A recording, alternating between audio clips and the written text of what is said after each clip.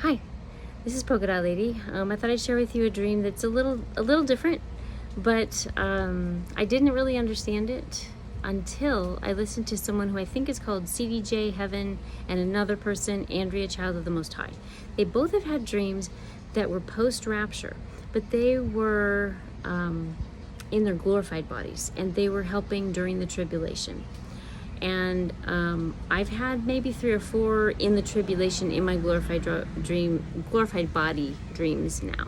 So this one was super detailed and super astounding, and I think I need to throw this one out there just in case, let's say we get raptured at some point soon.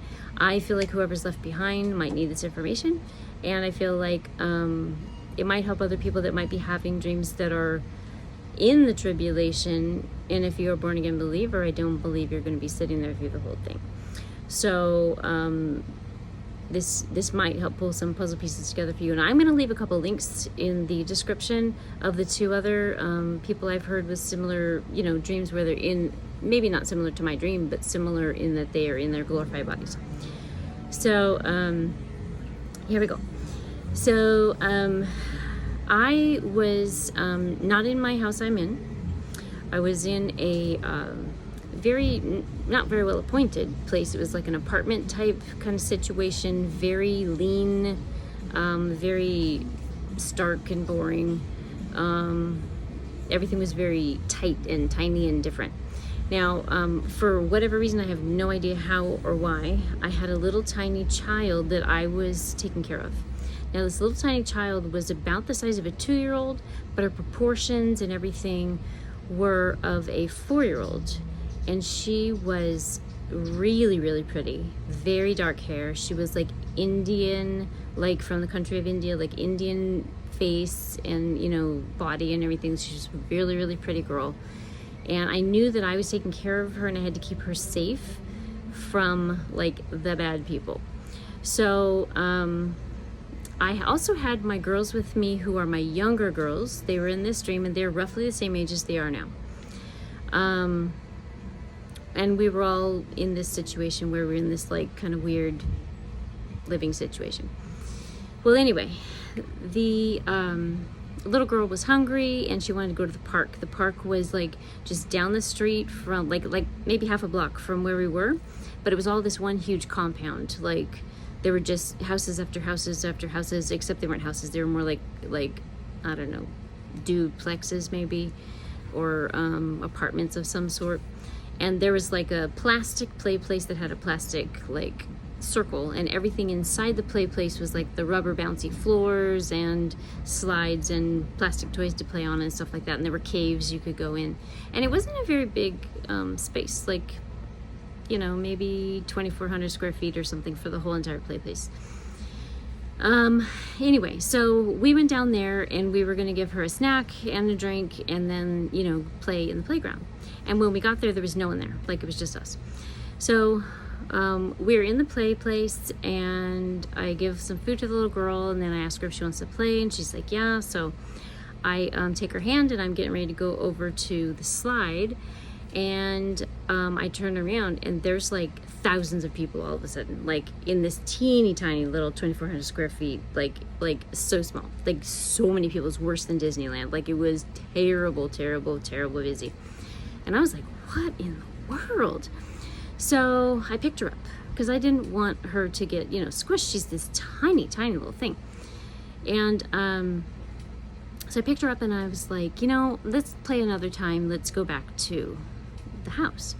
And so I pick her up and I start walking and I see these 2 or 3 people and they're wearing like black military type outfits, and you could tell they were police or government or something of some sort. Well, they saw me, they took one look at me and they were like, where are you going? And I was like, oh, just going back to the room, And so they said okay. And so I tried to get through this crowd and I was holding this child in my arms the entire time. And people were bumping me and I just held a really tight grip on her because I was so afraid to lose her. And I don't know what the thing of this dream was, but I was just so afraid to lose her.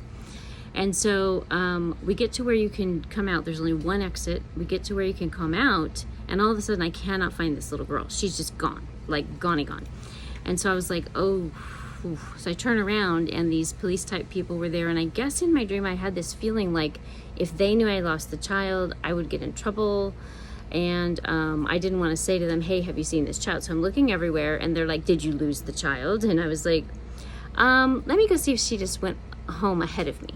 So I zip to the house and go in the house, and my daughter, who is the oldest daughter in our family, she was there. And she had just arrived from like 2 states away as a surprise visit, and she brought a bag of shoes. Now, this is like my 3rd dream or something with the bag of shoes. I don't know what the bag of shoes is about, except maybe it is helping people, or maybe it is time to go. You always need shoes when you go somewhere. But nonetheless, so she has this bag of shoes, and I said, do you happen to have a pair of shoes that fit this little girl? And so she pulls out these doll shoes, and they fit perfect. And I mean, I knew they were going to fit her perfect. The child, wasn't there, but so I said, well, we have to find, did she come back? And so everyone's looking around the house, and we're looking in all these secret compartments in the doors and everywhere. And all of a sudden, these 3, they're different 3 police type people come bashing through the door, and they say, where's the little girl? Where's the little girl? And I was like, well, I thought she was here, but she must be back at the park. I don't know. I'm going to go back and look. I was holding her the whole time. I don't know what happened to her. And so one policeman pinned me into a corner and said, he kind of questioned me like I'm a bad parent or something for not having this child with me. And the other 2 turned around and left very quickly and went back to what I assume is the play place. And so I went over to, she said, I'm going to help you look through the house. And I said, well, we've already looked in everywhere. I need to go back to the park and look. She said, no, I'm going to help you look through the house. So she starts tearing apart this place and looking in every nook and cranny. And finally I said, wait, I could just tell she was stalling me because she did not want me to be where the police or whatever were that were looking for her in case they found her. And so then I could realize, oh gosh, this is not good. So I said, I'm going to go back and look. And she said, no, you can't go. And I said, yeah, I can. And so she started, we were in this very narrow bathroom. I've never even seen such a thing. Like, you could barely walk in it. And there was a sink and a bathtub and a toilet, and it was really old and dirty. Anyway, so this bathroom that we could not even both hardly fit in, she tries to pin me into this bathroom. Now, here's where it gets not like me at all. So I look at her, and then I look again. I look really deep into her eyes, and I notice that she has a tag on her eye. And I'm like, is that a tag? Like a brand name? Like a tag. And so then I realized all of a sudden she wasn't real. And this is not like me. I took her by the throat, and I slammed her head against the window, or against the mirror, and I pulled her eyelid, her lower eyelid, down to see, and she had a VT sticker on her eye. And I was furious because I knew she was not even human. And I said, you're one of them. And I picked her up with my arm, which I'm 5'2", I don't pick anybody up with my arm.